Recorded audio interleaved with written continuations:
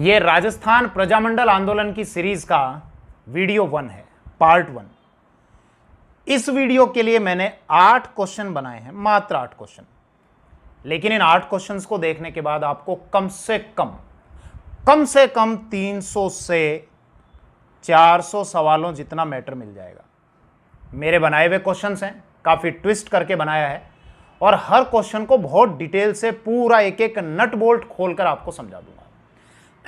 ये टॉपिक भी अच्छे से समझ में आ जाएगा। मैं जानता हूं कि प्रजामंडल आंदोलन से ज्यादातर स्टूडेंट डरते हैं, अब नहीं डरोगे, अच्छे से समझ में आ जाएगा। लेकिन इस वीडियो को शुरू करें तो उससे पहले एक इंफॉर्मेशन दे देता हूं।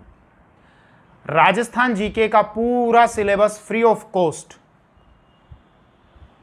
अगर आपको, हालांकि YouTube पर तो अवेलेबल है ही, लेकिन YouTube पर अगर ढूंढने में प्रॉब्लम आती है, सिस्टमैटिक तरीके से ना मिलता हो, तो भारद्वाज क्लासेस की एप्लीकेशन पे आपको मिल जाएगा। अभी कुछ समय पहले ही मैंने लॉन्च की है, गूगल प्ले स्टोर पर आपको मिल जाएगी। आप चाहें तो वहां जाकर देख सकते हैं, डाउनलोड कर सकते हैं। इसके अलावा जिस लेवल के मैंने आपको राजस्थान जीके बताई है, पढ़ाई है, समझाई है, उसी लेवल की मैथमेटिक्स और रीजनिंग के वीडियोस भी वहां पर अपलोडेड हैं। आप चाहें तो वहां डेमो क्लास ले सकते हैं और जब लगे कि हाँ इसका कंटेंट बहुत अच्छा है, क्वालिटी बहुत अच्छी है, तो फिर आप ज्वाइन कर सकते हैं। राजस्थान पटवार मैथ और रीजनिंग का कोर्स है, मात्र 499 रुपए, कम से कम 5 महीने के लिए। यानी एग्जाम हो जाएगी तब भी 5 महीने तक आपको एक्सेस मिलता रहेगा। और अगर किसी कारण से एग्जाम पोस्टपोन्ड हो गया तो भी जब तक एग्जाम नहीं हो जाता, भले 6 महीने में और 8 महीने में और 1 साल में हो या 2 साल में हो, इस 499 रुपए के अलावा कुछ नहीं देना। अब हम इस अपने वीडियो को शुरू करते हैं, ध्यान दीजिए। पहला सवाल, cat and lion, Jaipur state in British Raj, ये किताब है जो 1933 में प्रकाशित की गई थी। सवाल पूछ रहा है इसके लेखक कौन है, तो भैया इसके लेखक हैं रॉबर्ट डब्ल्यू स्टेड। अब ये किताब किसके संबंध में है, उस पूरे विषय को हम समझेंगे। और इस वीडियो को देखने के बाद आप भी ये समझ सकते हैं कि कॉम्पिटिटिव एग्जाम्स की तैयारी करने का सही तरीका क्या हो सकता है। तो इस किताब के संबंध में बात करते हैं। इसमें क्या लिखा गया है? इसमें बताया गया है कि वर्ष 1918 में जो कांग्रेस का अधिवेशन हुआ था दिल्ली में, और वहां राजस्थान और मध्य भारत के जो नेता पहुंचे थे, तो उस विषय पर बात की गई है। क्या विषय है मैं समझाता हूं। 1918 में कांग्रेस का अधिवेशन हुआ था दिल्ली में। हालांकि 1918 में 2 अधिवेशन हुए थे, एक दिल्ली में भी हुआ था और एक बंबई में भी हुआ था। ये विशेष अधिवेशन था बंबई में। लेकिन ये जो दिल्ली में अधिवेशन था, इस अधिवेशन में भाग लेने के लिए राजपूताना और मध्य भारत के नेता भी यहां पहुंचे थे। बात तो 1918 की है। अब आरंभ से कांग्रेस की नीति तो ये थी शुरू से कि रियासतों की जो जनता है वो अभी कांग्रेस की मेंबर नहीं बन सकती, और कांग्रेस रियासती जनता और राज्य रजवाड़ों के मामलों में हस्तक्षेप नहीं करेगी। रियासती जनता खुद अपने स्तर पे संगठन बनाए, खुद अपने स्तर पे ही अपनी समस्याओं को हल करे। हम केवल, यानी कांग्रेस का काम अभी केवल जो ब्रिटिश भारत है, जहां पर अंग्रेजों का सीधा नियंत्रण है, वहां पर ही हम लोग आंदोलन चलाएंगे। तो ये शुरुआत से कांग्रेस की नीति थी। बाद में बदलाव आया, कब कब आया उस पर हम बात करेंगे। तो 1918 में जब ये लोग कांग्रेस के अधिवेशन में भाग लेने के लिए आए, तो इनको ही लगा कि साहब अभी कांग्रेस की नीति तो रियासती जनता के अनुकूल है नहीं, तो हम मिलकर, यानी राजपूताना और मध्य भारत के नेता मिलकर एक संगठन बना लेते हैं, और वो है राजपूताना मध्य भारत सभा, जो 1918 में बनाया गया। राजपूताना मध्य भारत सभा कब बनाया? 1918 में। 1918 में दिल्ली में ही इसका पहला अधिवेशन हुआ था। दिल्ली में एक जगह है चांदनी चौक, नाम सुना होगा, हिंदी पिक्चरों के गानों में भी आता रहता है, पिक्चर भी बनती है, चांदनी चौक टू चाइना। तो यहीं पर इसका अधिवेशन हुआ। एक लाइब्रेरी है यहाँ पर, मारवाड़ी लाइब्रेरी या मारवाड़ी पुस्तकालय, ठीक है साहब, मारवाड़ी पुस्तकालय, यहीं पर इसका पहला अधिवेशन हुआ। कुछ नेता थे राजस्थान के, प्रमुख कौन कौन से नेता थे हम इस पर बात करेंगे।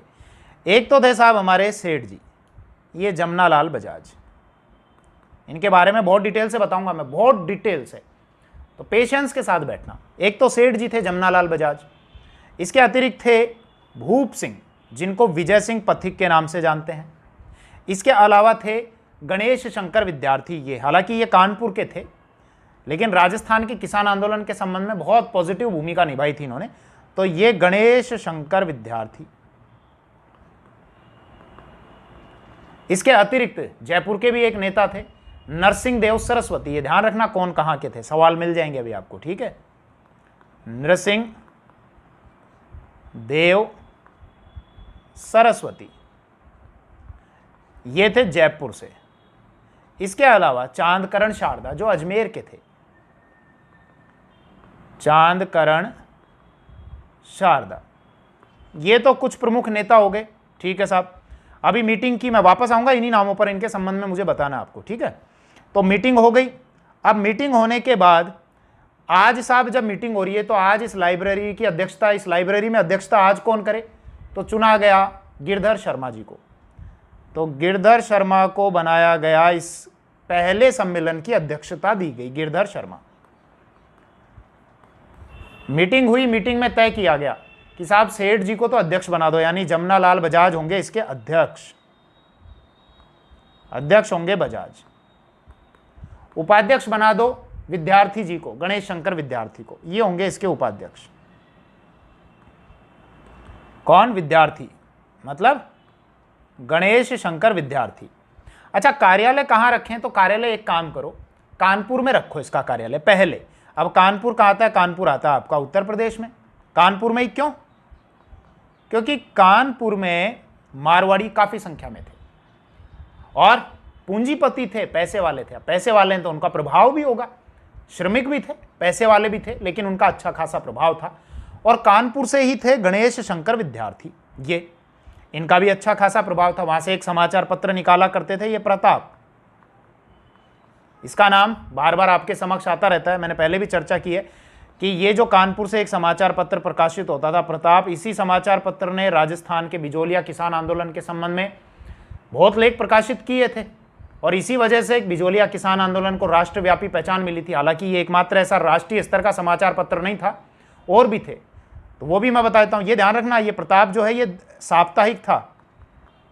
ये पूछा जाता है दैनिक था साप्ताहिक, साप्ताहिक का मतलब सप्ताह में एक बार छपता था और दैनिक का मतलब प्रतिदिन, तो ये साप्ताहिक था।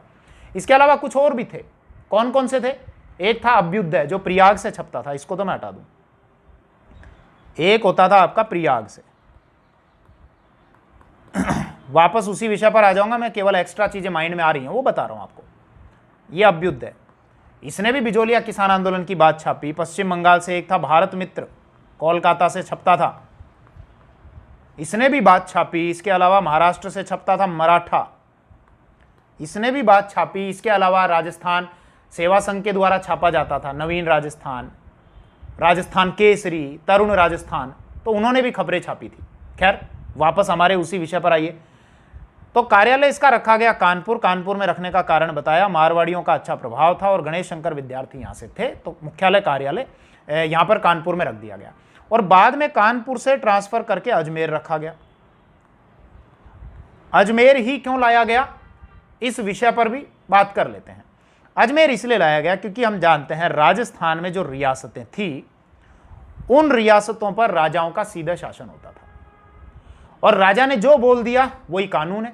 अब राजा ने बोल दिया फांसी चढ़ा दो तो चढ़ा दो, बोला हुआ हर शब्द कानून ही है। लेकिन राजस्थान में ये जो जगह थी अजमेर, यहां पर अंग्रेजों का नियंत्रण था, चीफ कमिश्नर बैठा करता था, इसीलिए इसको कमिश्नरी क्षेत्र कहते थे। और अंग्रेज राजे रजवाड़ों के मुकाबले थोड़ा सा कानून मान लिया करते थे। हालांकि ऐसा नहीं है वो कानून मानते थे, लेकिन थोड़ा बहुत तो कानून मान लेते थे। अगर आप यहाँ पर शांतिपूर्ण कोई धरना प्रदर्शन कर रहे हो, मीटिंग कर रहे हो या कोई संगठन बना रहे हो जो क्रांतिकारी गतिविधियों में शामिल नहीं है, कोई समाचार पत्र छाप रहे हो, कुछ खिलाफ नहीं लिख रहे हो, तो आपको इजाज़त दे दी जाती थी। इसीलिए आपने नोटिस किया होगा राजस्थान में ज़्यादातर जो गतिविधियां होती थी राजनीतिक, वो अजमेर में हुआ करती थी। तो कानपुर से इसका कार्यालय बाद में ट्रांसफर कर दिया गया था अजमेर में। ठीक है, वापस हमारे उस विषय पर आ जाओ कि ये लोग इसके कार्यकारिणी में जोड़े गए थे। हालांकि ये कुछ इमेज मैंने और भी ली हैं, ये अर्जुन लाल सेठी, इनके बारे में बाद में बताऊंगा, ये गोपाल सिंह खरवा, इनकी बाद में चर्चा करेंगे। पहले जमुना लाल बजाज का परिचय ले लेते हैं। कौन थे जमुना लाल बजाज? पैसे वाले थे साहब, पूंजीपति, पूंजीपति हैं, प्रभावी भी थे। एक बात बताता हूं आपको, एक बार इनके द्वारा स्वराज्य तिलक कोष में 1 लाख रुपए का डोनेशन दिया गया था। कितना? 1 लाख रुपया बहुत बड़ा होता था उस समय, आज तो भले ही कीमत नहीं होती होगी, लेकिन 1 लाख रुपए का डोनेशन दिया गया। 11,000 रुपये और दूसरा डोनेशन इनके द्वारा दिया गया किसी और कोष में। तो तुरंत ये हाईलाइट हो गए। अरे बोले साहब कौन है इतना पैसा जिन्होंने डोनेट किया, और इनको सीधे ले लिया गया, कांग्रेस की कार्यकारिणी का सदस्य बना दिया गया। इनको कांग्रेस कार्यकारिणी का सदस्य बना दिया गया। हालांकि आज भी ऐसा ही होता है, राजनीति जो चलती है, वो संगठन जो चलता है वो पैसे से ही चलता है, और अगर आपके पास में पैसा है तो राजनीतिक संगठन में आपका प्रभाव आज भी ज़्यादा रहता ही रहता है। तो कांग्रेस कार्यकारिणी में इनको ले लिया गया। गांधी जी के भी काफ़ी क्लोज चले गए, और इनको कहा जाता है गांधी जी का 5वां पुत्र भी। ये इतने क्लोज थे कि इनको गांधी जी का 5वां पुत्र कहा जाता है। राजस्थान के सीकर से संबंधित थे, ये ध्यान देना। ये सीकर जिला है, यहां पर एक गांव आता है काशी का बास, यहीं जन्म हुआ था इनका। पेन को थोड़ा सा लाइट कर लो। ओके, यहीं जन्म हुआ था इनका 4 नवंबर 1899।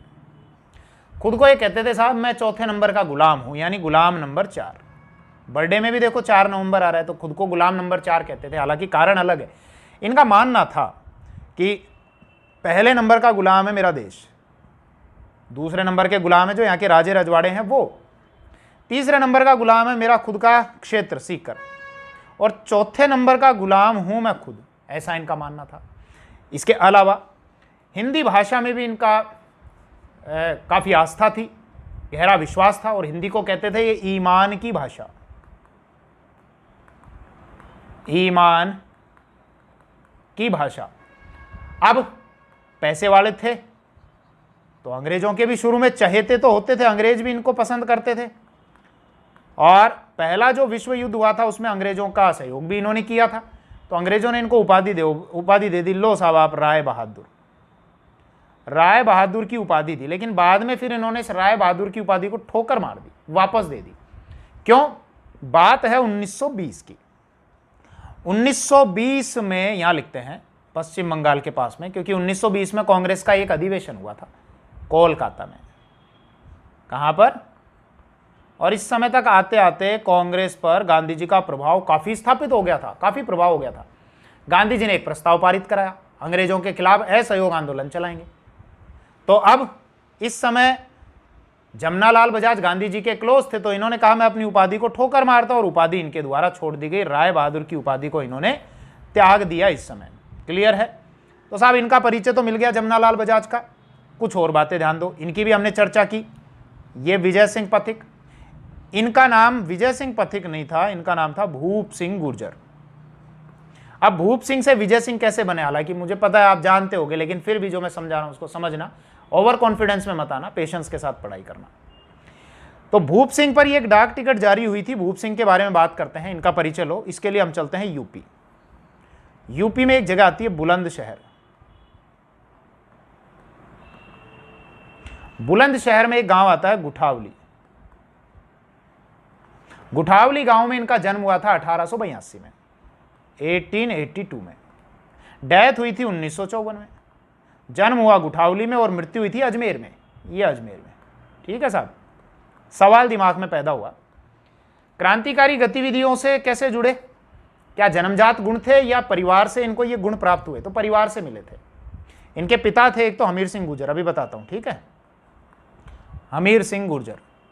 माता थी कमल कुमारी या कमल कुंवरी, कमल कुमारी या कमल कुंवरी। इनके दादा थे इंद्र सिंह। अब इतनी कहानी क्यों बता रहा हूं, अभी समझ में आएगा। इनके पिता और दादा दोनों क्रांतिकारी गतिविधियों से जुड़े हुए थे। हालांकि इनके जो दादा थे वो बुलंदशहर में कोई एक रियासत हुआ करती थी, मालगढ़ करके होती थी, मालगढ़ नाम से, एग्जैक्ट मुझे ध्यान नहीं आ रहा, शायद यही था। मालगढ़ रियासत के दीवान थे इनके दादा। और जब 1857 की क्रांति हुई तो उसमें इन्होंने सक्रिय भूमिका निभाई थी, और अंग्रेजों के विरुद्ध लड़ते हुए ये शहीद हो गए थे। यानी कि भूप सिंह गुर्जर को उनकी पारिवारिक पृष्ठभूमि ऐसी थी, बचपन से उनको प्रेरणा मिल रही थी।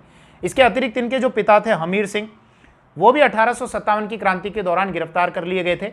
तो इनके मन में भी क्रांति के भाव कूट कूट कर भरे हुए थे। लेकिन अब क्रांति करनी तो एक प्लेटफॉर्म चाहिए। इन्होंने प्लेटफॉर्म ढूंढा, 2 व्यक्तियों से सहयोग किया 1907 में। 1907 में 2 व्यक्तियों से मिले, एक तो थे शचिंद्र सान्याल, एक थे रास बिहारी। कौन से? शचीन्द्र, पश्चिम बंगाल के थे ये, सान्याल, और एक थे रास बिहारी। इनको भी लगा कि हाँ भैया बंदे में दम तो है, तो इन्होंने फिर बाद में क्रांतिकारी गतिविधियों में भाग लेने के लिए विजय सिंह पथिक को भेज दिया अजमेर में। ये अजमेर में आए।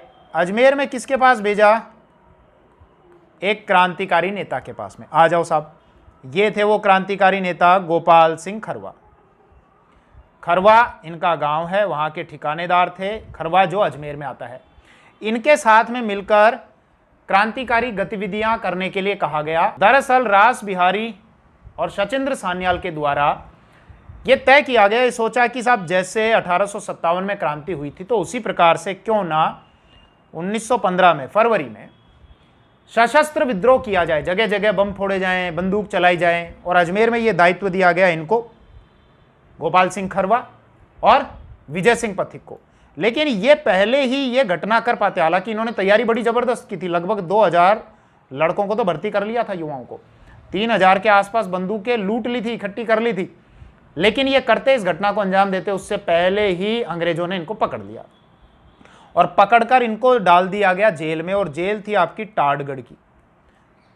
देखो एक बात समझ लेना, यहां मैं इस पहले वीडियो में बहुत बातें बताऊंगा और वीडियो समाप्त होते होते आपको ये समझ में आने लग जाएगा कि प्रजामंडल है क्या। ठीक है, और बहुत सारे सवालों के जवाब तो मिलेंगे, इसलिए जो बताए जा रहा हूं उसको एब्जॉर्ब करते जाओ। टाडगढ़ में इन दोनों को कैद कर लिया गया था, लेकिन बाद में ये दोनों वहां से भाग निकले, फिर से पकड़ लिया गया। गोपाल सिंह खरवा को तो पकड़ लिया गया और अजमेर के कारागार में डाल दिया। लेकिन विजय सिंह पथिक पकड़ में नहीं आए।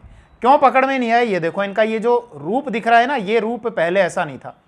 टाडगढ़ जेल से भागने के बाद इनका ये रूप ऐसा बना, इन्होंने मूछें बढ़ा ली, पगड़ी बांध ली और अपना नाम भूप सिंह से बदलकर विजय सिंह कर लिया। पहले भूप सिंह था और फिर बाद में विजय सिंह कर लिया, विजय सिंह पथिक। जब अजमेर से निकले तो कहां गए? सीधे गए राजसमंद। ये आ जाओ राजस्थान के मैप पे। अजमेर से गए राजसमंद। राजसमंद में एक गांव आता है भाला।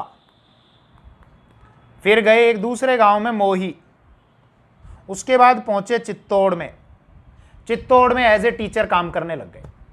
चित्तौड़ में एक सभा थी, एक संगठन था विद्या प्रचारिणी सभा, उससे जुड़ गए। विद्या प्रचारिणी सभा, इसके साथ जुड़ गए और एज ए टीचर काम करने लग गए। अब ये संगठन का नाम आया तो ध्यान रखना, विद्या प्रचारिणी सभा के जो संस्थापक थे वो थे हरि भाई कीकर। हरि भाई कीकर। कुछ और बातें ध्यान रखिए, विजय सिंह पथिक की कुछ रचनाएं भी थी। अच्छे लेखक तो थे ही ना, वक्ता भी थे। इनकी कुछ रचनाएं भी थी। एक थी पथिक प्रमोद, पूछा जाएगा आपसे, पथिक प्रमोद क्या है ये? यह है कहानी संग्रह, यानी कहानियों का संग्रह है। तो ध्यान रखना, पथिक प्रमोद है कहानी संग्रह। इसके अलावा अजय मेरू नाम से इन्होंने उपन्यास भी लिखा था। तो ये तो कहानी संग्रह है और अजय मेरू ये क्या है? उपन्यास। इसके अतिरिक्त राष्ट्रीय पथिक, ये क्या है भैया? ये भी ध्यान रखना, राष्ट्रीय पथिक। दरअसल इनको राष्ट्रीय पथिक के नाम से भी जाना जाता था, क्योंकि जो समाचार पत्र थे जैसे राजस्थान केसरी, नवीन राजस्थान, तरुण राजस्थान, जिसकी मैं बात करूंगा, तो उसमें जो लेख लिखते थे राष्ट्रीय पथिक के नाम से आते थे और इनकी बड़ी शानदार पंक्तियां थी। उन पंक्तियों को मेरे हिसाब से आपको ध्यान रखना चाहिए। क्या पंक्ति थी? यश वैभव सुख की चाह नहीं, परवाह नहीं जीवन रहे या ना रहे, इच्छा है तो यह है जग में स्वेच्छाचार दमन ना रहे। तो ये पंक्तियां हैं, ये ध्यान रखना, हो सकता है पूछी जाएं। क्या? कि यश वैभव सुख की चाह नहीं,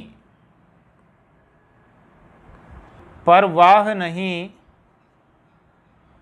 जीवन रहे ना रहे, जीवन रहे न रहे, इच्छा है तो यह है क्या? जग में यानी संसार में स्वेच्छाचार यानी तानाशाही और दमन यानी शोषण ना रहे, न रहे। तो ये इनके द्वारा लिखी गई पंक्तियां हैं, बहुत अच्छी पंक्तियां हैं, एग्जाम के हिसाब से भी याद रख सकते हैं और प्रेरणा स्रोत के तौर पर भी आप इनको याद रख सकते हैं। तो वापस विषय पर आ जाइए। हमने ये बात की कि साहब ये सदस्य थे जमनालाल बजाज, इनके बारे में बता दिया, विजय सिंह पथिक या भूप सिंह के बारे में बता दिया, और इनके बारे में गणेश शंकर विद्यार्थी के बारे में बता दिया। अभी अर्जुन लाल सेठी और गोपाल सिंह खरवा के बारे में थोड़ी देर बाद में आपसे चर्चा करूंगा। वापस मैं आपको इंडिया के मैप पर लेकर चलता हूं कि साहब 1918 में यह संगठन बना लिया राजपूताना मध्य भारत सभा। अब इस संगठन का उद्देश्य क्या था? उद्देश्य यह था कि रियासतों में उत्तरदायी शासन स्थापित किया जाए। एक तो उत्तरदायी का क्या मतलब है? जनता का शासन। अब जनता का शासन कब आएगा? जब जनता के चुने हुए प्रतिनिधि शासन व्यवस्था में बैठे हैं, लेकिन अभी तक तो राजा बैठे हुए हैं। तो एक तो उत्तरदायी शासन व्यवस्था स्थापित हो, दूसरा जो रियासतों की जनता है उनको ज्यादा से ज्यादा कांग्रेस का मेंबर बनाना। ये ध्यान रखना इसके उद्देश्य कि कांग्रेस का ज्यादा से ज्यादा मेंबर बनाना। लेकिन अब 1918 में जब ये संगठन बनाया तो अभी तक कांग्रेस की नीति इनके फेवर में नहीं थी, कांग्रेस का कोई ज्यादा समर्थन नहीं मिला। तो ये लोग भी क्या करते, जब जब कांग्रेस का सम्मेलन होता वहां जाते और उसके पैरेलल में अपनी भी एक मीटिंग कर लिया करते। तो 1918 के बाद में इकट्ठे हुए 1919 में, ये पंजाब में, यहां अमृतसर, 1919 में अमृतसर। तो कांग्रेस का यहां अधिवेशन हुआ और राजपूताना मध्य भारत सभा का भी यहां पर दूसरा अधिवेशन हो गया। तीसरा जो अधिवेशन था वो ध्यान रखना, तीसरा महत्वपूर्ण अधिवेशन था और वो था अजमेर में, यहां रखा गया साहब 1920 में। इसका तीसरा अधिवेशन था अजमेर में, और ये इसका एकमात्र और पहला ऐसा अधिवेशन था जो कांग्रेस के अधिवेशन के पैरेलल नहीं था। इसकी अध्यक्षता की जमनालाल बजाज ने, जमनालाल बजाज। और देखो खासियत क्या थी कि अब इस समय तक आते आते 1920 तक आते आते राजस्थान के जो प्रमुख क्रांतिकारी थे, कौन कौन? अर्जुन लाल सेठी, एक तो ये अर्जुन लाल सेठी, इसके अतिरिक्त गोपाल सिंह खरवा ये, और केसरी सिंह बारट, ये हैं केसरी सिंह बारट। इनको अब तक रिहा किया जा चुका था, इसीलिए वो तीनों भी और कार्यकर्ता भी बड़ी संख्या में इस अजमेर के अधिवेशन में भाग लेने के लिए पहुंचे। तो ये बात ध्यान रखने योग्य है। यही वो अधिवेशन था जिसमें पता चला, जब विजय सिंह पथिक भाषण दे रहे थे और इन्होंने कहा कि साहब विजय सिंह पथिक और जो भूप सिंह था वो मैं ही हूं। तो इस अधिवेशन में पता चला कि विजय सिंह पथिक और भूप सिंह दोनों एक ही आदमी हैं। अब यहां पर जब ये नाम आया अर्जुन लाल सेठी का, तो इनके बारे में भी थोड़ी सी चर्चा बनती है। ये थे जयपुर जिले से संबंधित, हालांकि रियासत थी उस समय, तो आज जयपुर जिला है, जयपुर से संबंधित थे। इनका जन्म हुआ था 1880 में और 1941 में इनकी डेथ हो गई थी, मृत्यु हो गई थी। इनके द्वारा सरकारी नौकरी को ठोकर मारी गई। सरकारी नौकरी करते थे चोमू में, जयपुर जिले की एक तहसील आती है चोमू। न्यायाधीश के तौर पर कार्य किया। जयपुर के जो शासक थे सवाई मानसिंह सेकंड, उन्होंने भी इनको ऑफर दिया आप आइए राज्य सरकार की नौकरी में ले, लेकिन इन्होंने ये कहते हुए मना कर दिया कि अगर अर्जुन लाल नौकरी करेगा तो अंग्रेजों को देश से बाहर कौन निकालेगा। इन्होंने एक संगठन बनाया 1905 में, जैन शिक्षा प्रचारक समिति। ये ध्यान रखना 1905 में कौन सी? जैन शिक्षा प्रचारक समिति। पूछा जाता है कब और किसके द्वारा बनाई गई? इनके द्वारा। इसी के तत्वाधान में इन्होंने कुछ स्कूल, लाइब्रेरी और हॉस्टल भी बनाए, जैसे एक तो वर्धमान पुस्तकालय, एक वर्धमान विद्यालय और एक वर्धमान छात्रावास। सिंपल सी बात है, वर्धमान ध्यान रख लेना। वर्धमान के नाम से स्कूल बनाया तो वर्धमान विद्यालय, लाइब्रेरी बनाई तो वर्धमान पुस्तकालय, और हॉस्टल बनाया तो वर्धमान हॉस्टल। यहीं की कुछ पौध थे, यानी यहां पर कुछ युवाओं को तैयार किया, क्रांतिकारी युवाओं को, और उनमें से एक थे प्रताप सिंह बारहट। ये वाले प्रताप सिंह बारहट। इन प्रताप सिंह बारहट के संबंध में अभी हम बात करेंगे थोड़ी देर बाद में। अभी एक बार अर्जुन लाल सेठी को हम एक बार पूरा कंप्लीट कर लेते हैं। इनको अंग्रेज सरकार के द्वारा 1913 में गिरफ्तार कर लिया गया था। एक घटना है जिसको निमेज या निमाज हत्याकांड कहा जाता है। दरअसल इन्होंने योजना बनाई, एक महंत की हत्या करके पैसा लूटा जाए, उससे हथियार खरीदे जाएं और फिर क्रांतिकारी गतिविधियों को अंजाम दिया जाए। लेकिन महंत की हत्या करने की बजाय उनके एक जो साथी थे उनकी हत्या कर पाए और फिर इनको पकड़ लिया गया और पकड़कर इनको जेल में डाल दिया गया। इनको भेजा गया वेल्लूर की जेल में। ध्यान रखना, पूछ लिया जाता है कौन सी जेल? वेल्लूर की जेल। ये कहां पर? उस समय मद्रास प्रांत में आया करता था। अब जेल में भेज दिया गया, ठीक है साहब, जेल में बंद रहे, बाद में फिर इनको रिहा किया गया था 1919 में। ये मैं एक साथ अभी चर्चा करूंगा, इन तीनों को रिहा क्यों किया गया था। इनकी कुछ रचनाएं आप ध्यान रखना, एक तो है स्त्री मुक्ति, एक है शूद्र मुक्ति, एक है महेंद्र कुमार। स्त्री मुक्ति, शूद्र मुक्ति और महेंद्र कुमार। महेंद्र कुमार। इसके अलावा इन बातों को तो मैं हटा दूं, थोड़ा स्पेस हो जाए। जब इनकी मृत्यु हुई तो एक लेखक थे पंडित सुंदरलाल, जिनके द्वारा एक किताब लिखी गई, भारत में ब्रिटिश राज।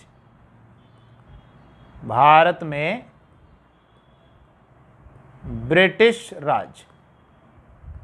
इन्होंने अर्जुन लाल सेठी के संबंध में कहा, जब अर्जुन लाल सेठी की मृत्यु हुई थी 1941 में, कि दादीची ऋषि जैसा दृढ़ता और त्याग लेकर वो जन्मे थे और उसी दृढ़ता के साथ इन्होंने मृत्यु को गले लगा लिया। पूछा जा सकता है ये शब्द किसके हैं?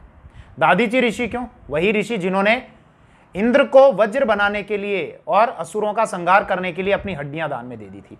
तो ये इनका परिचय मिल गया। अब ध्यान देना, इनका जो संगठन बनाया गया था, वर्धमान विद्यालय नाम से जो स्कूल खोला गया था, उसी की पौध थे, मैंने बताया था आपको, कौन? प्रताप सिंह बारहट। तो प्रताप सिंह बारहट के संबंध में भी बात करेंगे और फिर इनके साथ ही हम इनके पिता केसरी सिंह के बारहट के संबंध में भी बात करेंगे। ध्यान देना, बात है वर्ष 1912 ईस्वी की। कौन थे प्रताप सिंह बारहट? थोड़ा सा समझना। 1912 में, 1912 और जगह है दिल्ली। दिल्ली में एक आयोजन किया जा रहा था होर्डिंग, अंग्रेज अधिकारी होर्डिंग के सम्मान में, जिसको लॉर्ड होर्डिंग कहते हैं वो। तो होर्डिंग के सम्मान में आयोजन ये था कि साहब अब राजधानी कलकत्ता से दिल्ली ट्रांसफर की जा रही है, तो एक बड़ा आयोजन किया जाए, होर्डिंग का सम्मान किया जाए। और उसी समय रास बिहारी और सचिंद्र सान्याल के द्वारा ये योजना बनाई गई कि जब होर्डिंग निकलेगा हाथी पर बैठकर तो उस पर बम पटक देना। ये दायित्व दिया गया प्रताप सिंह बारहट, जोरावर सिंह बारहट और भी कुछ और नेता थे। अब जहां से उसका काफिला गुजरने वाला था, ये एक बैंक की बिल्डिंग में जाकर बैठ गए और उसके ऊपर बम फेंका, लेकिन बम होर्डिंग पर गिरने की बजाय उसके सिक्योरिटी गार्ड पर गिरा, जिसका नाम था महावीर सिंह। महावीर सिंह की मृत्यु हो गई और होर्डिंग भी कुछ घायल हो गया। अब उस घटना के बाद, यह घटना थी दिसंबर 1912 की, ध्यान रखना, जिसको होर्डिंग बम केस कहा जाता है। जोरावर सिंह बारहट और प्रताप सिंह बारहट उस समय निकल गए, लेकिन बाद में इनको पकड़ लिया गया। पकड़ने के बाद इनको एक जेल में डाला गया, वो बरेली की जेल। ध्यान रखना, पूछा जाता है कौन सी जेल में डाला गया? बरेली में। वहां यातनाएं दी गई और मात्र 22 साल की आयु में ही इनकी मृत्यु हो गई। जब इनको बरेली जेल में यातनाएं दे रही थी जो अंग्रेज अधिकारी था क्वींसलैंड, तो उन्होंने भावुक करने के लिए इनको ये कहा कि क्या तुम्हारी माता तुम्हारे लिए रोती नहीं होगी? तो इन्होंने ये कहा कि एक केवल मैं अपनी माता के लिए भारत की सभी माताओं को नहीं रुला सकता। तो ये कथन भी ध्यान रखना। अब जब इनकी मृत्यु का समाचार इनके पिता को मिला, केसरी सिंह बारहट को, केसरी सिंह बारहट भी जेल में थे, बाद में 1919 में रिहा किया गया। इन्होंने कहा कि आज भारत माता का पुत्र भारत माता के लिए शहीद हो गया। ये कथन भी ध्यान रखना। इसके अलावा केसरी सिंह बारहट ने अपनी पुत्री को एक लेटर लिखा था, एक पत्र, और ये कहा था कि आज पूरे देश में स्वतंत्रता के लिए, भारत माता की स्वतंत्रता के लिए राजसूय यज्ञ चल रहा है, और इस राजसूय यज्ञ में जो आहुति है वो तुम्हारे परिवारजनों के कारण ही संभव हो पाई है। तो ये केसरी सिंह बारहट जो रिहा हो गए थे 1919 में, वापस मैं विषय पर आ रहा हूं। इसके अतिरिक्त अर्जुन लाल सेठी जो रिहा हो गए थे 1919 में, और गोपाल सिंह खरवा, जिनके संबंध में मैंने आपको बताया कि अजमेर में इनको क्रांतिकारी गतिविधियां करनी थी, लेकिन अंग्रेजों ने इनको जेल में डाल दिया था। इन तीनों को 1919 तक रिहा कर दिया गया था। उसका कारण यह था कि जो पहला विश्व युद्ध था उसमें अंग्रेज भारतीयों की भूमिका से थोड़े खुश थे और ये कहा कि जो राजनीतिक कैदी हैं उनको रिहा किया जाता है। इसीलिए रिहा होने के बाद 1920 का ये जो सम्मेलन हुआ था, ये काफी विशाल सम्मेलन हुआ था अजमेर में। वापस उस विषय पर आ जाइए। अजमेर में राजपुताना मध्य भारत का 1920 में सम्मेलन हुआ था, जिसकी अध्यक्षता बजाज ने की थी। इसमें क्रांतिकारी बड़ी संख्या में पहुंचे थे और ये एकमात्र पहला ऐसा सम्मेलन था इस संगठन का, राजपुताना मध्य भारत सभा का, जो कांग्रेस के पैरेलल नहीं था। तीसरा सम्मेलन। अब चौथा सम्मेलन ध्यान रखो। तो चौथा सम्मेलन वही कांग्रेस के साथ हुआ। कांग्रेस का सम्मेलन था 1920 में नागपुर में। हालांकि ये नागपुर में भी था और 1920 में कोलकाता में भी हुआ था। तो इसी के साथ साथ इन्होंने भी नागपुर में अपना एक सम्मेलन आयोजित करवा लिया। इसकी अध्यक्षता के लिए एनसी केलकर को चुना गया था। किसकी? राजपुताना मध्य भारत सभा के इस सम्मेलन की अध्यक्षता के लिए। NC केलकर। इनका पूरा नाम है नरसिंह चिंतामणि केलकर, लेकिन ये जा नहीं सके किसी कारण से, इसीलिए इस चौथे सम्मेलन की जो अध्यक्षता की थी वो थे गणेश नारायण सोमाणी। ये भी ध्यान रख लेना, गणेश नारायण सोमाणी, इनके द्वारा इस चौथे सम्मेलन की अध्यक्षता की गई थी। अब यहीं से रिलेटेड कुछ और बातें आपको ध्यान रखनी चाहिए कि नागपुर में ये जो कांग्रेस का अधिवेशन हुआ था 1920 में, तो विजय सिंह पथिक के द्वारा यहां पर बिजोलिया से कुछ किसान वो लेकर गए थे, जिनके नाम थे एक तो गोकुल जी, एक थे काड़ूराम जी और एक थे नंदलाल जी।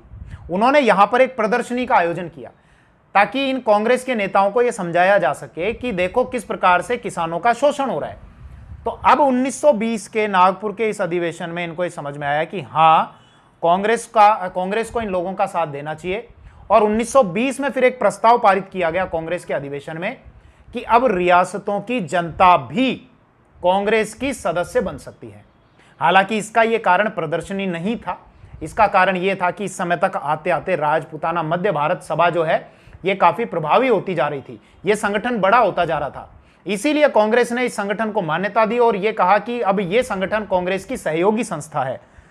तो यह इंपॉर्टेंट बात है, 1920 में यह कांग्रेस की सहयोगी संस्था बन गई। अब इसका खुद का एक स्वतंत्र अस्तित्व नहीं रहा और 1920 के बाद से यह संगठन ज्यादा सक्रिय भी नहीं रहा। खैर, अभी तक हमने जितना पढ़ा इसके आधार पर अब कुछ क्वेश्चंस के हम आंसर दे सकते हैं। आ जाइए विषय पर। तो यह है हमारा पहला सवाल, क्या था? कैट एंड लॉयन जो किताब जयपुर स्टेट इन ब्रिटिश राज 1933 के लेखक कौन थे? ये मैंने आपको बताया, इसके लेखक हैं रॉबर्ट डब्ल्यू स्टैंड और इन्होंने किसके द्वारा किसके बारे में लिखा है? वही जो सारी कहानी मैंने अब तक आपको बताई थी। अगले क्वेश्चन पे आ जाइए, क्वेश्चन नंबर 2 क्या है? निम्नलिखित में से कौन से राजपूताना मध्य भारत सभा के गठन के उद्देश्य नहीं थे, ये ढूंढना है। अब ये तो जानते हैं उद्देश्य क्या थे। एक तो राज्यों में रियासतों में उत्तरदायी शासन स्थापित करना, दूसरा जनता को, रियासत की जनता को कांग्रेस का सदस्य बनाना। तो देखते हैं, उत्तरदायी सरकार की स्थापना करना ये तो था, रियासती जनता को कांग्रेस का सदस्य बनाना ये भी था, लेकिन पूछा क्या है, क्या नहीं था? तो किसानों के लगान माफ करना ये इस संगठन का उद्देश्य नहीं था। हालांकि ये किसी और संगठन का भी उद्देश्य नहीं था, लगान माफ करना कभी उद्देश्य होता ही नहीं है। उद्देश्य अगर होगा भी तो ये होता है लगान को कम करना या दरों में कटौती करना। खैर, इस लगान का इससे कोई लेना देना नहीं है, तो इसका हमारा उत्तर आएगा ये वाला, डी, ए और बी दोनों। ये तो गलत है क्योंकि ये तो थे रीजन। अगला क्वेश्चन, क्वेश्चन नंबर 3, निम्नलिखित में से कौन सा कथन सत्य है? ट्रू स्टेटमेंट बताना है। राजपूताना मध्य भारत सभा के सभी अधिवेशन कांग्रेस के समानांतर हुए थे? नहीं, सभी कांग्रेस के पैरेलल नहीं हुए थे। पहला हुआ था 1918 में दिल्ली में, पैरेलल था कांग्रेस के। दूसरा हुआ था 1919 में, पैरेलल हुआ था अमृतसर में। तीसरा 1920 में जो हुआ था, ध्यान रखना, मार्च 1920 में, यह अजमेर में हुआ था और इस समय कांग्रेस का कोई अधिवेशन नहीं था। चौथा हुआ था 1920 में नागपुर में और यह कांग्रेस के पैरेलल था। तो ये 3 पैरेलल थे, लेकिन ये वाला समानांतर नहीं था। तो ये हमारा गलत, क्योंकि ऑप्शन क्या कह रहा है कि सारे ही उसके पैरेलल थे। गलत। राजपूताना मध्य भारत सभा के प्रथम अधिवेशन की अध्यक्षता विजय सिंह पथिक ने की? नहीं, गलत। पहले की अध्यक्षता गिरधर शर्मा के द्वारा हुई थी, चांदनी चौक में जो हुआ था, और फिर उसी में तय हुआ था जमनालाल बजाज इसके अध्यक्ष होंगे और गणेश शंकर विद्यार्थी उपाध्यक्ष होंगे, ये बता चुका। तो ये भी गलत। तीसरा, राजपूताना मध्य भारत सभा के सदस्यों में बीकानेर के नरसिंह देव सरस्वती? गलत। नरसिंह देव सरस्वती थे तो सही, लेकिन बीकानेर के नहीं थे, जयपुर के थे, इसलिए ये भी गलत। चौथा, राजपूताना मध्य भारत सभा का प्रथम कार्यालय कानपुर में रखा गया था? ये बात ठीक है, कानपुर में उसका कार्यालय था, बाद में फिर ट्रांसफर करके कहां कर दिया गया था, उसको अजमेर में कर दिया गया था। पांचवा, समाचार पत्र प्रताप कानपुर से प्रकाशित दैनिक समाचार पत्र था? ये गलत है। कानपुर से तो होता था, प्रताप नाम का होता था, लेकिन दैनिक नहीं था, साप्ताहिक था, यानी सप्ताह में एक बार प्रकाशित होता था। आगे बढ़िए, क्वेश्चन नंबर 4, निम्नलिखित में से कौन सा विजय सिंह पथिक द्वारा रचित एक कहानी संग्रह है? तो मैंने आपको बताया पथिक प्रमोद ये कहानी संग्रह है, जबकि ये क्या था, अजय मेरू, ये तो उपन्यास है। ये भी विजय सिंह पथिक ने लिखा, लेकिन ये उपन्यास है और ये कहानी संग्रह है। ये राष्ट्रीय पथिक, ये मैंने आपको बता दिया कि जो समाचार पत्र थे उसमें विजय सिंह पथिक जो लेख लिखते थे वो राष्ट्रीय पथिक के नाम से थे, और विजय सिंह पथिक को राष्ट्रीय पथिक के नाम से जाना जाता है। और इन्होंने क्या लाइनें लिखी थी वो मैंने आपको बताया था कि यश वैभव सुख की चाह नहीं, परवाह नहीं जीवन रहे न रहे, इच्छा है तो यह है जग में स्वेच्छाचार, दमन ना रहे।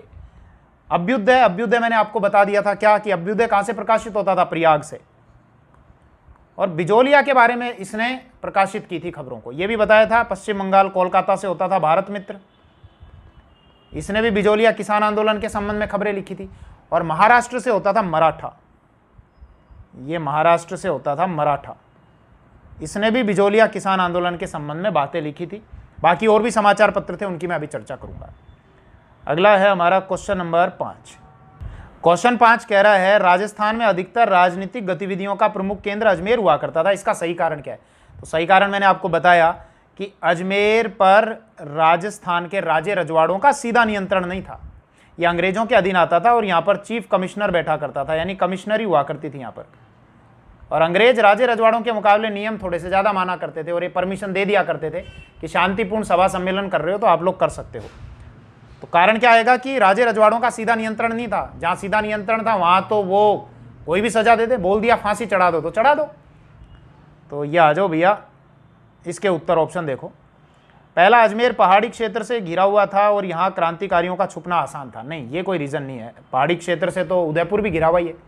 दूसरा, अजमेर की आम जनता में अन्य क्षेत्रों की अपेक्षा राजनीतिक जागरूकता अधिक थी।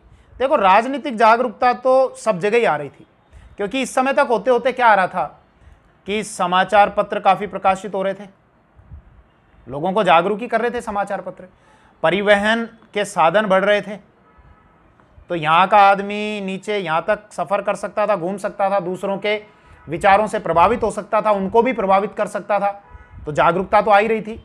अंग्रेजी शिक्षा का भी प्रचार प्रसार हो रहा था, तो वो भी जागरूकता आ रही थी। दूसरे देशों के साहित्य पढ़ रहे थे, भाषाओं के साहित्य पढ़ रहे थे, वहाँ से भी जागरूकता आ ही रही थी। हमारे जो सैनिक हैं जब प्रथम विश्व युद्ध में बाहर लड़ने के लिए गए थे और वहाँ पर उन्होंने देखा कि साहब यहाँ तो ज़्यादा स्वतंत्रता है लोगों को, तो यहाँ पर आके उन्होंने बताया, इससे भी जागरूकता आ ही रही थी। तो ऐसा नहीं है केवल अजमेर में जागरूकता आ रही थी, अजमेर के अलावा बाकी जगह के लोगों को भी राजनीतिक जागरूकता आ रही थी, तो ये भी गलत। तीसरा, अजमेर पर देशी राजाओं का सीधा नियंत्रण नहीं था। हाँ, ये सही है, सीधा नियंत्रण नहीं था, इसीलिए यहाँ पर सम्मेलन मीटिंग वगैरह हो जाया करती थी, ज़्यादातर राजनीतिक गतिविधियाँ होती थी।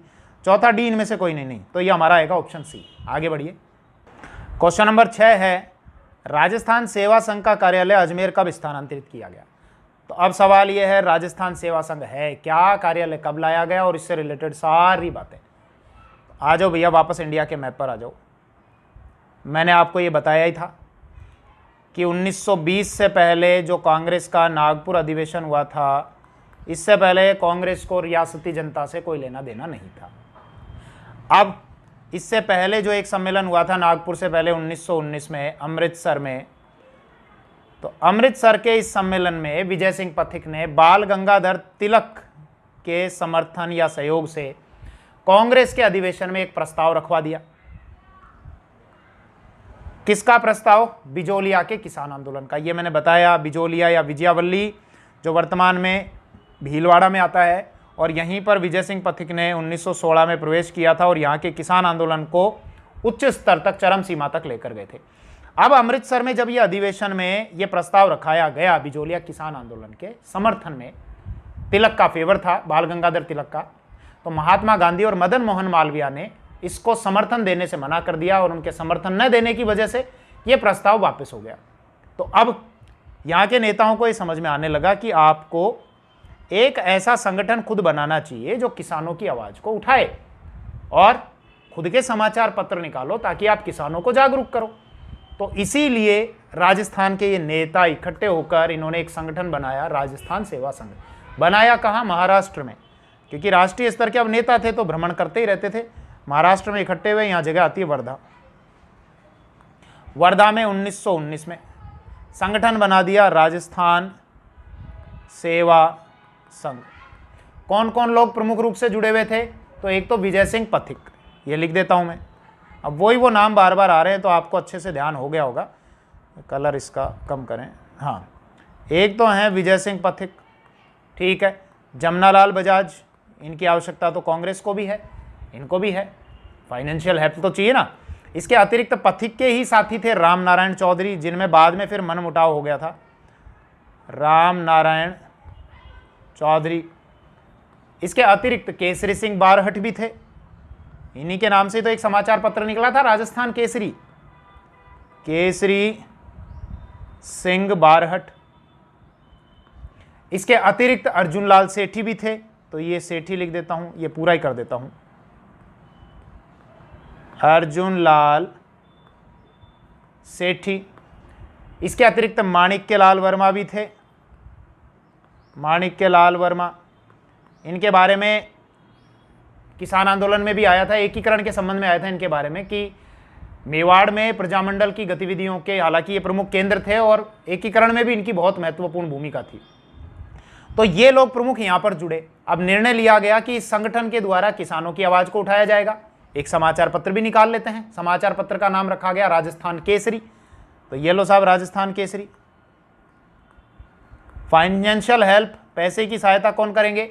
जमनालाल बजाज करेंगे। लेकिन बाद में विजय सिंह पथिक और जमनालाल बजाज के मध्य जब मतभेद हुए तो यह समाचार पत्र भी बंद हो गया और विजय सिंह पथिक इस कार्यालय को, इस संगठन के कार्यालय को वर्धा से लेकर आ गए अजमेर में।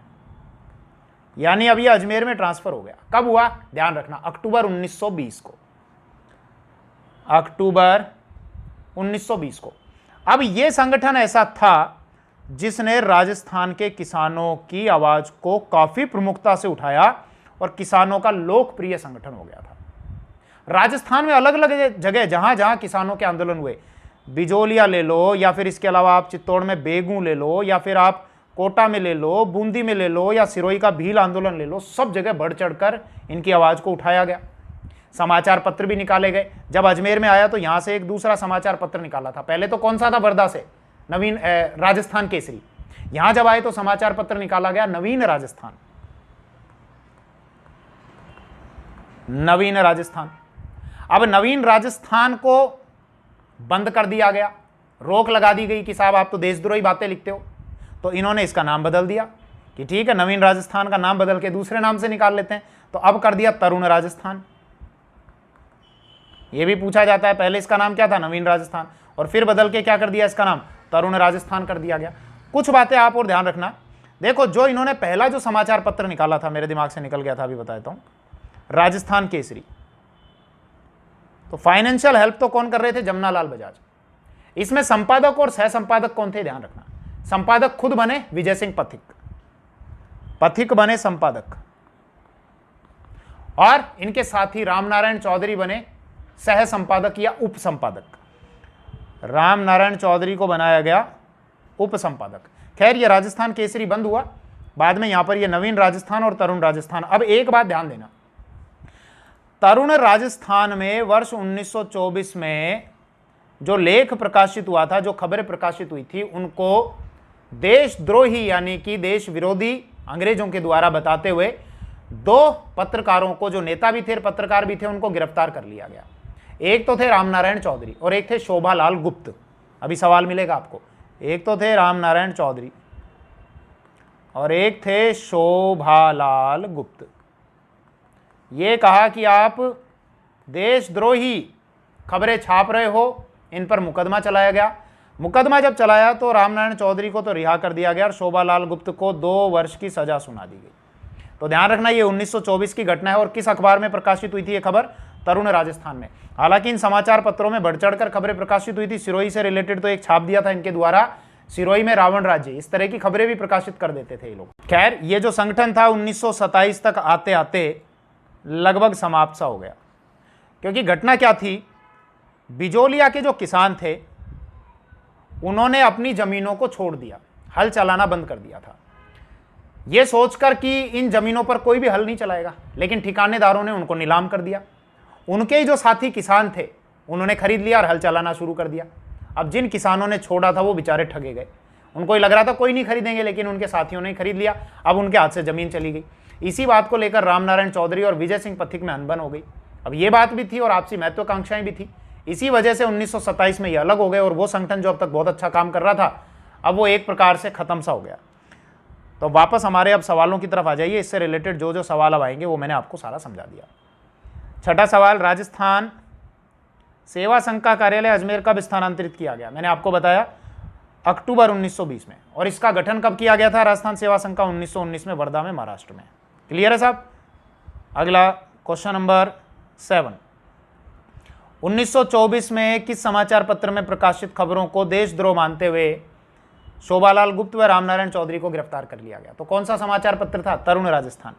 ये लो साहब, ये सब टेढ़े मेढ़े छप गए, कोई बात नहीं, ये केसरी इसके साथ आना चाहिए था, ये टाइप की मिस्टेक हो गई। पहला ऑप्शन था राजस्थान केसरी, ये तो गलत है, केसरी सबसे पहले आया था। फिर दूसरा है केसरी के बाद नवीन राजस्थान छपा था। तीसरा ये जो था तरुण राजस्थान, ये मैंने आपको बताया कि तरुण राजस्थान में जो खबर प्रकाशित हुई थी 1924 में, उसी के आधार पर शोभालाल गुप्त और रामनारायण चौधरी को गिरफ्तार कर लिया गया था। रामनारायण चौधरी को छोड़ दिया गया था और शोभालाल गुप्त को 2 साल की सजा सुना दी गई थी। अब बढ़ते हैं इस वीडियो के अगले और लास्ट क्वेश्चन की तरफ। क्वेश्चन नंबर 8, वर्ष 1939 में जवाहरलाल नेहरू को अखिल भारतीय देशी राज्य लोक परिषद का अध्यक्ष बनाया गया। जवाहरलाल नेहरू द्वारा इस संगठन का अध्यक्ष पद स्वीकार करने का सही कारण क्या हो सकता है? तो अब अखिल भारतीय देशी राज्य लोक परिषद क्या है और जवाहरलाल नेहरू ने क्यों स्वीकार किया इसका अध्यक्ष बनना, मुझे समझाना पड़ेगा।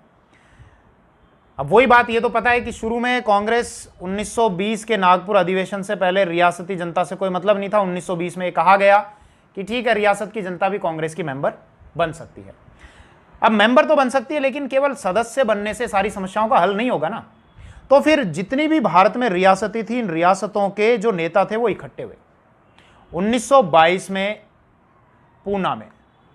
इन्होंने सोचा कि क्यों ना एक ऐसा संगठन बनाया जाए जो रियासती जनता की भी आवाज उठाए। अब एक समिति का गठन कर लिया गया। 1926 में उस समिति की रिपोर्ट आई और उस समिति की रिपोर्ट के आधार पर यह रूपरेखा तैयार की गई कि किस प्रकार का यह संगठन हमको बनाना चाहिए। एक संगठन बनाया गया और संगठन का अस्तित्व में आया 17-18 दिसंबर 1927 को। 17-18 दिसंबर 1927। कौन सा संगठन? अखिल भारतीय देशी राज्य लोक परिषद। यह नाम ध्यान रखना। अखिल भारतीय देशी राज्य लोक परिषद। इंग्लिश में बोलोगे तो All India Princely State People's Conference. यह संगठन बना लिया गया साहब कि भारत में जितनी भी रियासतें हैं, उन रियासतों का यह संगठन है और रियासतों की जनता को यह सपोर्ट करेगा जो भी उनके खिलाफ अन्याय हो रहा है, शोषण हो रहा है, अत्याचार हो रहा है। इसका अध्यक्ष बनाया गया साहब। अध्यक्ष थे बाहर के, थे राजस्थान के नहीं थे, वो थे बहादुर रामचंद्र राव। दीवान बहादुर रामचंद्र राव करके इसके अध्यक्ष बनाए गए। इसका उपाध्यक्ष बनाया गया राष्ट्रीय कार्यकारिणी में विजय सिंह पथिक को, तो ये उपाध्यक्ष हो गए। अब वो नाम बार बार आ रहे हैं तो आपको याद हो गए होंगे। पथिक को उपाध्यक्ष बनाया गया। इसके अतिरिक्त रामनारायण चौधरी को भी एक अच्छा खासा पद दिया गया। जो राजपुताना और मध्य भारत का जो क्षेत्र था, तो इस हिस्से का महासचिव बना दिया गया। यानी राजपुताना और मध्य भारत का अखिल भारतीय देशी राज्य लोक परिषद में इस क्षेत्र का महासचिव बोल दो या महामंत्री बोल दो। इनके अतिरिक्त राजस्थान से कुछ और मेंबर भी लिए गए। कौन कौन से मेंबर जो इसकी कार्यकारिणी में लिए गए थे? एक तो थे जय नारायण व्यास। अब देखो इंपॉर्टेंट बात यह है कि जैसे जैसे अब ये वीडियो समाप्त होगा, अब आपको ये समझ में आने लग जाएगा कि ये प्रजामंडल आखिर है क्या। तो ये हैं एक तो जय नारायण व्यास, जो राजस्थान के मुख्यमंत्री भी बने थे, तीसरे मनोनीत मुख्यमंत्री और दूसरे निर्वाचित मुख्यमंत्री। जोधपुर से हैं ये, जोधपुर। और बाकी इनके संबंध में मैं राजस्थान के एकीकरण में आपको बता चुका। जोधपुर से ही और लिए थे मेंबर कन्हैया लाल कलयंत्री।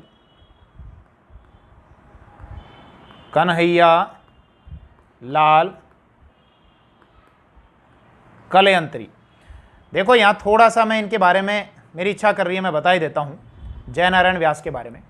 राजस्थान का जब पहला मनोनीत मुख्यमंत्री बनाया गया इनके साथी हीरालाल शास्त्री को, तो इनको पसंद नहीं आया। ये कहा साहब इनको क्यों बनाया, मेरे को क्यों नहीं, हटाओ इनको भी। और फायदा हुआ एक आईसीएस अधिकारी का, सिविल सर्वेंट का। और सीएस वेंकटाचारी जो एक सिविल सर्वेंट थे, उनको राजस्थान का दूसरा मनोनीत मुख्यमंत्री बना दिया। और एकमात्र राजस्थान के ऐसे मनोनीत मुख्यमंत्री जो सिविल सर्वेंट भी थे। बाद में फिर चुनाव आ गए। अब जब चुनाव हुए तो जय नारायण व्यास ने राजस्थान में 2 विधानसभा क्षेत्रों से चुनाव लड़ा। कौन सी?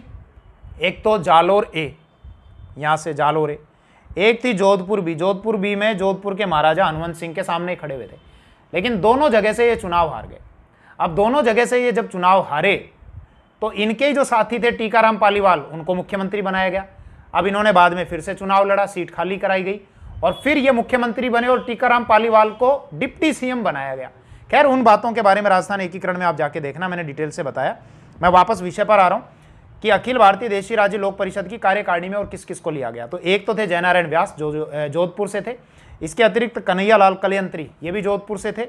इसके अतिरिक्त आपके कोटा से थे नैनू राम शर्मा, ये मैं लिख देता हूं यहाँ राजस्थान के मैप में, नैनू राम शर्मा।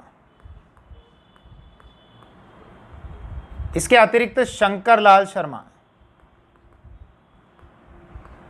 इसके अतिरिक्त करौली में अच्छे प्रजामंडल आंदोलन चलाएंगे त्रिलोक चंद माथुर, त्रिलोक चंद माथुर। बीकानेर से भी दो भाई लिए गए थे, राम किशन पोद्दार और बाल किशन पोद्दार। ये बीकानेर से राम किशन पोद्दार और बाल किशन पोद्दार। ठीक है साहब, ये तो बात समझ में आई। मैंने क्या कहा आपको, वापस रिपीट करता हूं कि अखिल भारतीय देशी राज्य लोक परिषद बनाया गया, 1927 में बनाया गया और इसके अध्यक्ष बनाए गए दीवान बहादुर रामचंद्र राव। राष्ट्रीय उपाध्यक्ष बनाया गया विजय सिंह पथिक को। इसके अतिरिक्त महासचिव बनाया गया राजपुताना और मध्य भारत का, किसको बनाया गया, रामनारायण चौधरी को। इसकी कार्यकारिणी में मेंबर लिए गए, जयनारायण व्यास को लिया गया, जोधपुर से थे, कन्हैया लाल कलयंत्री को लिया गया, जोधपुर से थे, कोटा से लिए गए नैनू राम शर्मा, शंकर लाल शर्मा, करौली से लिए गए त्रिलोक चंद माथुर और बीकानेर से लिए गए राम किशन पोद्दार और बाल किशन पोद्दार। इन सबको ले लिया गया।